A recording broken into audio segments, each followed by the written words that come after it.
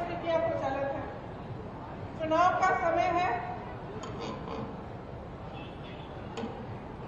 आपको आदत होगी कि जो भी नेता आता है, जिस पार्टी का होता है, उस पार्टी के बारे में बात करता है और दूसरी पार्टी की आलोचना करता है। तो कभी कभी मुझे लगता है कि जो वो कह रहे हैं, जो हम कह रहे हैं, हम कहते हैं कि वो भ्रष्ट है, वो कहते हैं हम भ्रष्ट हैं, हम कहते हैं उन्होंने कुछ नहीं कहा, वो क्या करा, वो कहते हैं कि हमने कुछ नहीं करा। और इस तू मैं के बीच आपको ये निर्णय लेना होता है कि आप किसका समर्थन करें।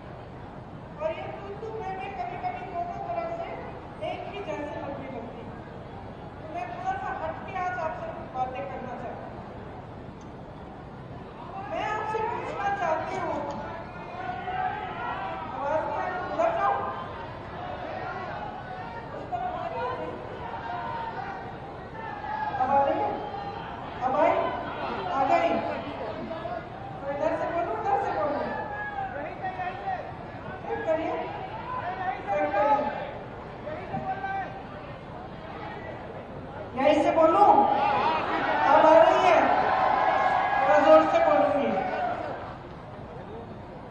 तो मैं कह रही थी, मैं कुछ हट के कुछ बातें करना चाहती हूँ। मैं आज ये सवाल उठाना चाहती हूँ कि आपकी, आप जनता हैं देश के, प्रदेश के, आपकी क्या उम्मीद है राजनीतिक दल से, नेताओं से, सरकार से। देखिए, एक जमाना था जब बड़े बड़े महापुरुष थे, जब हमारी उम्मीदें भी जो उनसे थी बहुत ऊंची थी। एक सादगी का जीवन, सभ्यता, एक दूसरे की विचारधारा के खिलाफ भी हो तो एक दूसरे से जब मिलते तो हम ये उम्मीद रखते थे कि आदर पूर्वक बात करेंगे, एक दूसरे के प्रति अच्छा व्यवहार रहेगा। हम ये उम्मीद रखते थे कि हमारा नेता, उसका जीवन थोड़ा सादगी का जीवन होगा, देश सेवा में, प्रदेश की सेवा में, और करुणा भरा उसका जीवन होगा, उसका चरित्र होगा। लेकिन जैसे जैसे समय आगे बढ़ता चला गया तो हमारी उम्मीदें घटती चली गई। और आज जब मैं जनता से पूछती हूँ कि आपकी क्या उम्मीद है सरकार से, नेता से, तो लगभग एक ही जवाब आता है कि देखिए, हमारा जीवन मुश्किल का जीवन है, मुश्किलों से भरा हुआ है, संघर्ष से भरा हुआ है। तो हम जो न्यूनतम हमारी उम्मीद है अपने नेताओं से, अपनी जो राजनीतिक दल है, सरकारों से, ये संघर्ष के जीवन में हमारी थोड़ी बहुत सहायता हो जाए, हमें आगे बढ़ाएं।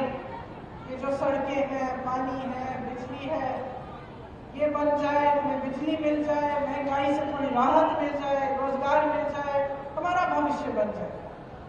बाकी आप सब रात दिन मेहनत करते हैं, कोई खेती में करता है, कोई रोजगार करता है, यहाँ से पलायन बहुत है, लोग दूर दूर जाते हैं रोजगार ढूंढने के लिए, जो दूर जाते हैं अपने परिवारों को छोड़ के जाते हैं, दिन रात काम करते हैं, पैसे भेजते हैं घर, किस लिए? ताकि आपका भविष्य मजबूत बने। और आपकी उम्मीद यही रहती है कि जो भी सरकार आए, इस भविष्य को मजबूत बनाने में, आपके जीवन के निर्माण में वो आपके भागीदार, आपके साथ भागीदार हो और आपकी मदद करे। लेकिन परिस्थितियां कुछ अजीब सी बन गई। हम रोजगार की बातें करते हैं, यहाँ पलायन बहुत है। और पलायन कब होता है? पलायन तब होता है जब अपने इलाके में, अपने जिले में, अपने प्रदेश में कम रोजगार होता है। तभी इंसान सोचता है कि भाई यहाँ मेरा कुछ बन नहीं रहा है, मैं शहर में जाकर कुछ काम करता हूँ, हो सकता है कि कुछ बन जाए। तो पलायन किस लिए हो रहा है? क्योंकि रोजगार आपको मिल नहीं रहा। और रोजगार क्यों नहीं मिल रहे हैं? आपने कभी सोचा है कि 45 सालों में सबसे ज्यादा बेरोजगारी आज है हमारे देश में। यहाँ मध्य प्रदेश की जो सरकार है, पिछले 3 सालों में इन्होंने 21 रोजगार दिए हैं। 21 रोजगार।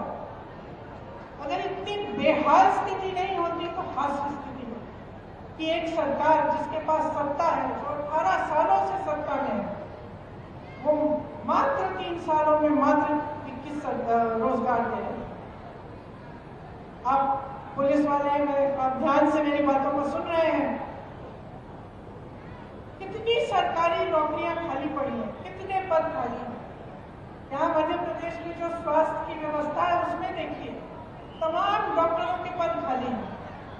नौजवान हैं पढ़े लिखे, ऐसे नौजवान हैं जिन्होंने काम किया है, जिनके माता पिताओं ने बचत करके उनको मुश्किल से पढ़ाया लिखाया है, डिग्रियां हैं, भर्ती की प्रतीक्षा भर्ती के लिए जो टेस्ट है वो भी किए हैं, लेकिन भर्ती नहीं होती। यूपी में मैं तो ऐसे लोगों से मिली हूँ जिन्होंने 6 बार एग्जाम दिया क्योंकि घोटाले हो रहे हैं उसमें।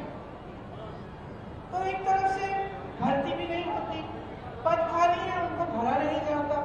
जो रोजगार बनाने के माध्यम थे उनके बारे में आप थोड़ा सा सोचिए, रोजगार बनते कहाँ से थे? एक तो बड़ी बड़ी जो सरकारी पीएसयू होते थे, बीएचईएल, एचईएल, इस तरह की जो पीएसयू थे, इनसे बहुत रोजगार बनते थे और सब जानते भी थे कि सरकारी किसी बड़ी संस्थानों में कि हमारी नौकरी हो जाए तो हमें सुरक्षित पूरा जीवन हम सुरक्षित रहेंगे, पेंशन भी अच्छा मिलेगा। आज स्थिति क्या है?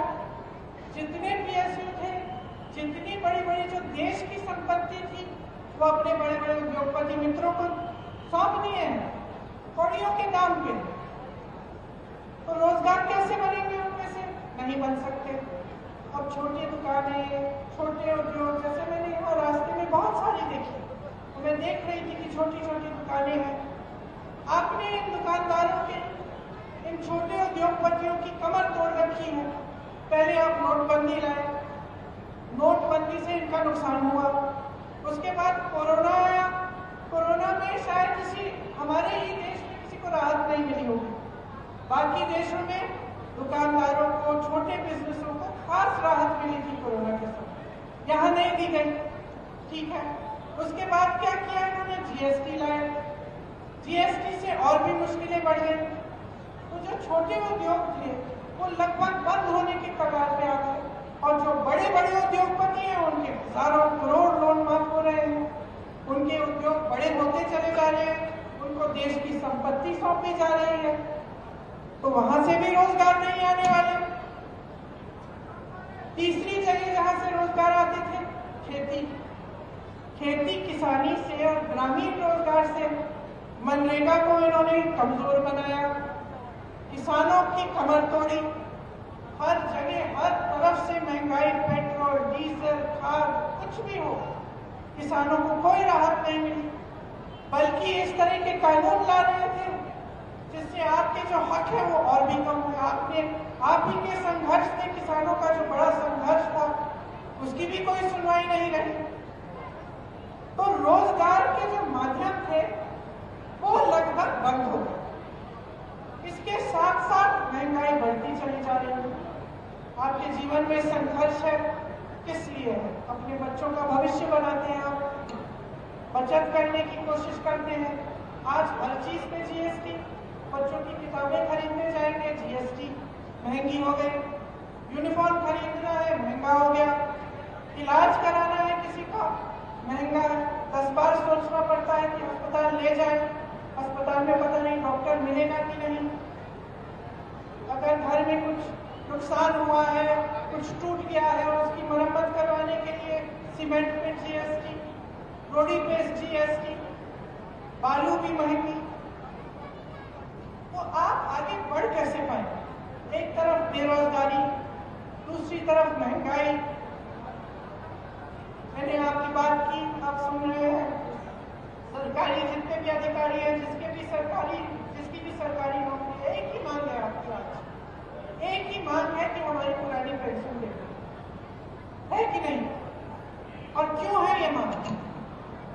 क्योंकि जो नौकरी आपने वफादारी से 20 सालों में की थी, एक तरह से वो भी तो देश सेवा है। आपने देश के लिए सेवा की, आपने नौकरी की, तो क्या ये आपका हक नहीं बनता कि आप बाद में सुरक्षित रहें? तो यही आपकी मांग है कि हमें पुरानी पेंशन स्कीम दिलवा दीजिए। और जवाब क्या मिलता है? ऐसे नेता है, ऐसी सरकार है जिससे आपको जवाब मिलता है कि इसके लिए पैसे नहीं है। अगर पैसे नहीं हैं तो जो बड़े उद्योगपति हैं, अडानी जी जैसे, उनके कर्ज माफ करने के लिए पैसे कहाँ से आते हैं? हजारों करोड़ रुपए आपने उनके माफ किए, देश की संपत्ति आपने उनको सौंप दी। आप खुद 8,000 करोड़ के एक हवाई जहाज में घूम रहे हैं। अच्छा खासा संसद भवन था, उसके सुंदरीकरण में आप 20,000 करोड़ डालने के लिए तैयार हैं। एक बड़ा हॉल बनाया आपने दिल्ली में, 27,000 करोड़ उसमें आप खर्च रहे हैं।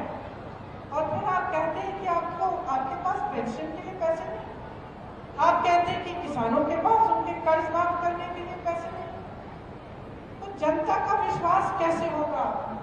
बड़े बड़े इवेंट होते हैं, मीडिया रोज रोज आपको बताती है कि कितना काम हो रहा है, क्या नहीं हो रहा है देश में, लेकिन क्या आप अपने जीवन में इस काम को देख रहे हैं? आपका जीवन कैसा है? मैं आपसे पूछना चाहती हूँ, इतने सालों से भाजपा की सरकार आपके प्रदेश में है, क्या आपके जीवन में तरक्की हुई है? बताइए, तरक्की हुई है? आपको रोजगार मिले हैं? महंगाई घटी है? तो आपके लिए क्या कर रही है सरकार? आपने तो पहले अपनी उम्मीद गिरा दी। आप तो कह रहे हैं कि भैया हमें न्यूनतम उम्मीद है कि हमारे संघर्ष में मदद कर लो। इतना भी नहीं हो रहा है आज आपके लिए, इतना भी नहीं हो रहा है। जो देश और प्रदेश में सरकार चल रही है, बड़े बड़े उद्योगपतियों के लिए चल रही है, उसमें मिडिल क्लास, गरीबों के लिए, किसानों के लिए कुछ नहीं है। और जब हम ये चीजें उठाते हैं, जैसे जब हम आरक्षण की बात करते हैं, अब ओबीसी, एससी, एसटी के आरक्षण की बात हम करते हैं, या हम कहते हैं कि चलो जातिगत जनगणना कर लो। इसका मतलब क्या है? जातिगत जनगणना का मतलब है कि गिनती कर लो। हम जानना चाहते हैं कि देश में ओबीसी वर्ग के कितने लोग हैं, देश में एससी वर्ग के कितने लोग हैं, एसटी के कितने लोग हैं। क्योंकि अगर सरकार जानेगी नहीं तो सही तरह से न्याय कैसे दे पाए? जब हम आरक्षण की बात करते हैं, जब हम रोजगार देने की बात करते हैं, चलिए ये भी छोड़िए, जब हम ये बात करते हैं कि हमें ओबीसी वर्ग के लिए कोई ऐसी योजना बनानी है जिससे आप मजबूत बनेंगे, जैसे आप ये सारे काम करते हैं, इनको मजबूत करने के लिए, आपको थोड़ी सी सहायता देने के लिए हम योजना बनाना चाहते हैं। तो अगर हमें यही नहीं मालूम कि कितने लोग हैं किस वर्ग के, तो हम ये योजनाएं कैसे बनाएंगे? तो हम कह रहे हैं कि जातिगत जनगणना करो। बिहार में की गई है, एक गिनती की गई है, उसके तहत 84% जनता, आधे से बहुत ज्यादा एससी, एसटी और ओबीसी निकली। अब आप अगर देश में देखें तो जहां जहां ऊंचे पद हैं, बड़े बड़े उद्योगपतियों को देखिए, मीडिया के जो बड़े बड़े चैनलों के जो सबसे ऊपर सबसे हेड है उनको देखिए, आप सचिवों को देखिए सरकार के, आप यूनिवर्सिटीज के वाइस चांसलर्स को देखिए, तो आपको पता चलेगा कि ये प्रतिनिधित्व आज नहीं है। 84% अगर ये ओबीसी, एससी, एसटी वर्ग के लोग हैं, लेकिन 90% से ज्यादा आपको मिलेंगे कि इन वर्गों से नहीं, जो इन बड़े बड़े पदों में। तो न्याय की बात है, न्याय की बात है कि अगर 84% वर्ग के हैं तो कम से कम उनको भागीदारी मिलनी चाहिए, उनका प्रतिनिधित्व न्यायपूर्वक होना चाहिए। लेकिन आप तो गिनती करने के लिए तैयार नहीं है। लेकिन हम कहते हैं जातिगत जनगणना करो, ये लोग मौन हो जाते हैं, चुप हो जाते हैं। लेकिन बड़े बड़े इवेंट करते हैं कि हम ओबीसी को बढ़ाना चाहते हैं आगे, हम ये करेंगे, वो करेंगे, बड़ी बड़ी घोषणाएं करते हैं। जब हम कहते हैं गिनो भाई कितने हैं, गिनना नहीं चाहते। महिलाओं को देखिए, महिलाओं को आरक्षण कांग्रेस पार्टी ने दिए 33%, इसलिए गांव गांव में आज महिलाओं का प्रतिनिधित्व है। बहनें बैठी हैं, सबसे ज्यादा बोझ उठाती है समाज का। आप काम करती हो, नौकरियां भी करती हो, खेती भी करती हो, घर आकर पूरा घर संभालती हो, अपने परिवारों की परवरिश करती हो, लेकिन आपको पहचानने वाला कोई नहीं। आपको प्रतिनिधित्व दिया गया राजनीति में ताकि आप सक्षम बन सकें। आपके लिए तरह तरह के कार्यक्रम और योजनाएं बनाई गई। ये लोग कहते हैं हमने महिलाओं को 33% आरक्षण दे दिया, वो बड़ा सारी मीडिया ने बताया कि आरक्षण दे दिया, बिल पास हो गई, मोदी जी के बारे में क्या क्या अच्छी बातें की। पता चला ये आरक्षण 10 सालों के लिए लागू ही नहीं होगा।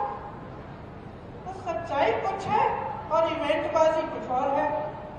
जो आप होर्डिंग्स में देख रहे हैं, जो आप मीडिया में देख रहे हैं, टीवी पे देख रहे हैं, ये आपको बताया जा रहा है कि बहुत सुनहरा दौर आ गया हमारे देश में। तो ये सुनहरा दौर आपके घरों में क्यों नहीं?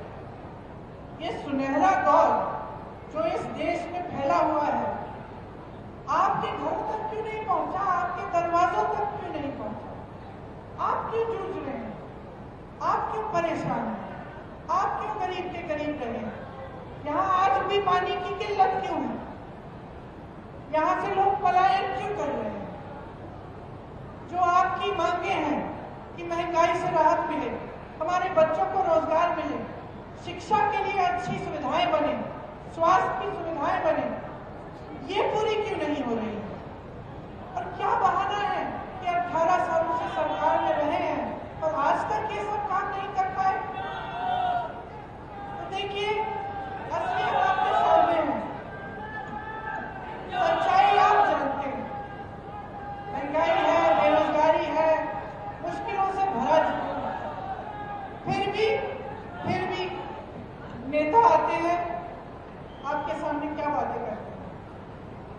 एक तो चुनाव के पहले सारी घोषणाएं, अब वो घोषणाएं पूरी हुई है कि नहीं हुई है?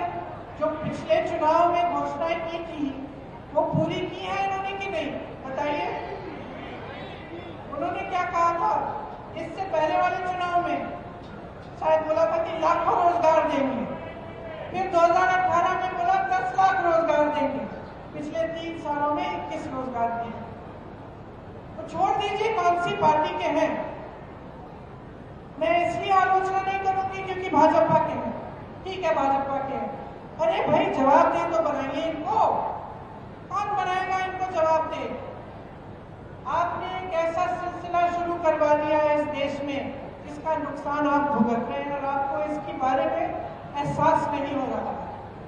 सिलसिला क्या है कि जो नेता है वो समझ गया है कि चुनाव के समय खोखली घोषणाएं कर लो, धर्म की बात कर लो, राजनीति में धर्म चलाएंगे तो चलाएंगे चुनाव के समय, जाति की बात कर लो और नैया पार हो जाएगी।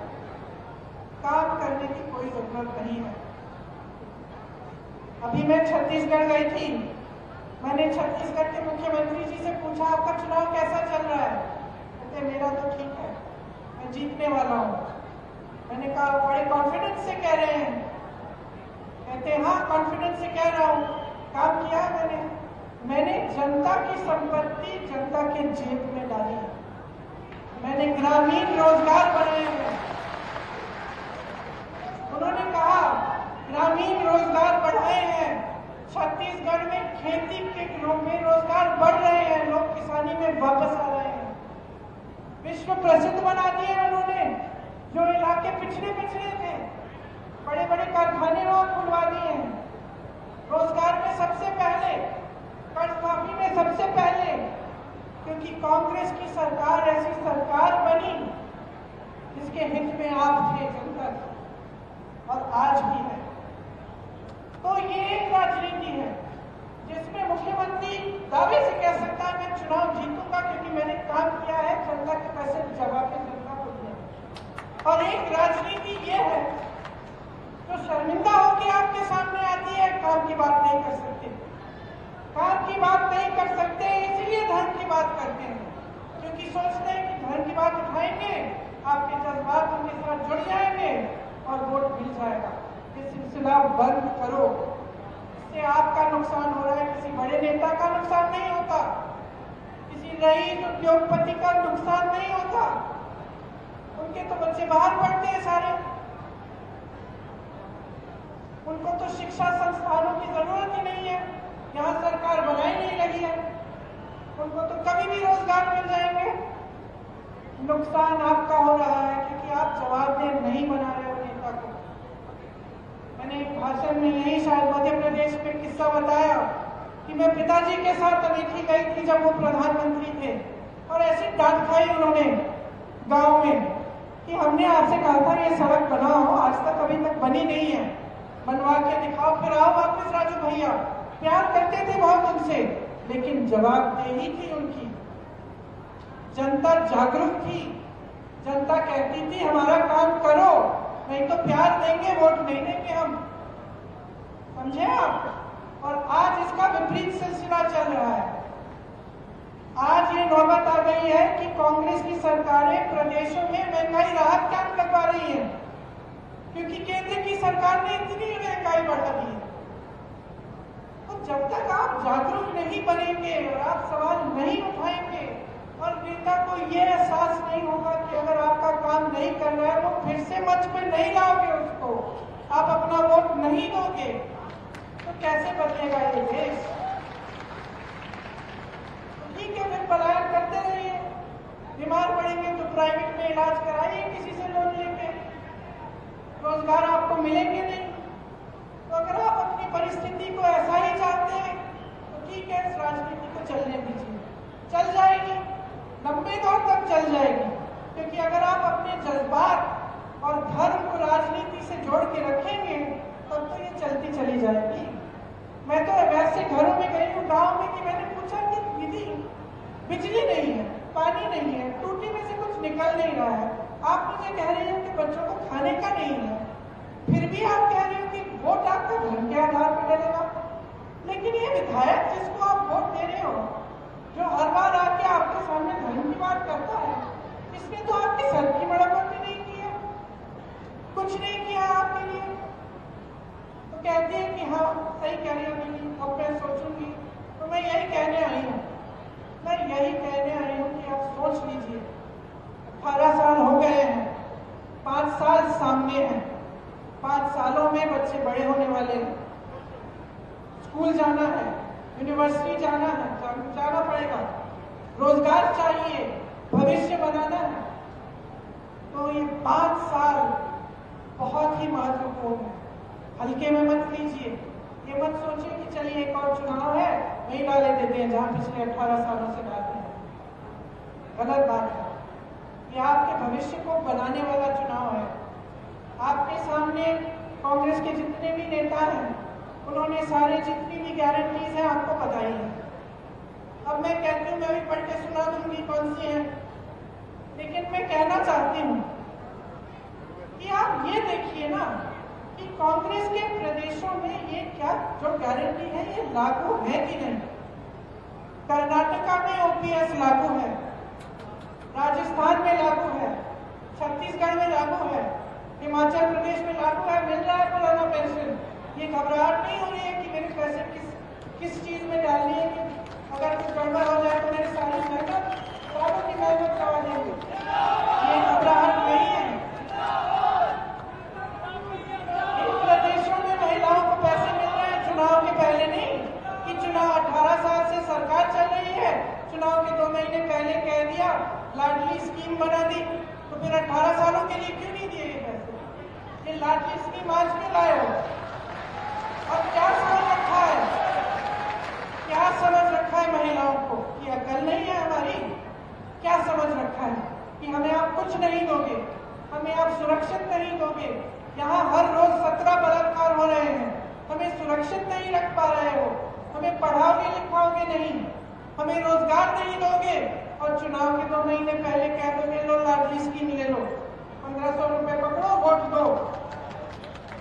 क्या समझते हैं कि महिलाएं सोचेंगी नहीं, कि महिलाएं जागरूक नहीं है? मैं बताना चाहती हूँ इनको, सबसे जागरूक महिला होती है, सबसे जागरूक, क्योंकि महिला को मालूम है कि कितना संघर्ष है जीवन में।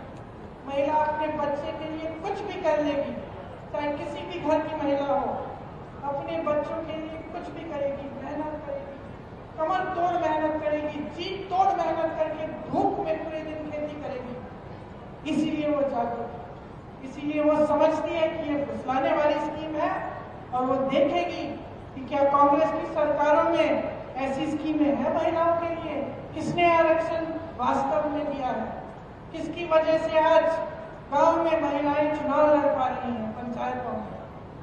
तो महिला जागरूक होती है और मैं कह रही हूँ बहनों और भी जागरूक बनो। स्कीम्स ठीक है, सारी सुन लो, देख लो, लेकिन वोट जो है ना अपने भविष्य, अपने बच्चों के भविष्य के लिए डालो। और इसमें आपका कर्तव्य बनता है कि सोच समझ कर अपना विवेक का इस्तेमाल करो। देखो क्या क्या है ये गारंटी, कहाँ कहाँ ये लागू हो रही है। अब एक लिस्ट है, मैं आपको बता देती हूँ क्या क्या है। धान का समर्थन मूल्य आपको 2500 रुपए कह रही है कांग्रेस पार्टी देगी। ठीक है, हमने कह दिया, हम मन से चलेगा और हमने किया नहीं। आपकी क्या गारंटी है कि हम करेंगे? छत्तीसगढ़ में देखो, छत्तीसगढ़ में 2400 रुपए आज मिल रहे थे। तो देखो क्या हो रहा है, फिर कहो हाँ ठीक है ये सही बात कर रहे हैं, तभी वोट दो अपना, मेरी बातों पे मत चलो। किसान के कर्ज की माफी की बात हम कर रहे हैं। किसान कर्ज माफ किए कमलनाथ जी, जब 15 महीनों के लिए इनकी सरकार थी तो किए। तो आपको मालूम है कि चलो इन्होंने करके दिखाया, कैसे करेंगे। 100 यूनिट बिजली माफ, 200 यूनिट बिजली बिल माफ, बिजली बिल माफ की थी इन्होंने। तो जब आप देखें कर्नाटका में भी हो रही है, तो जब आप देखें कि हाँ इन्होंने करके दिखाया है, इनके प्रदेशों में है, तभी कहिए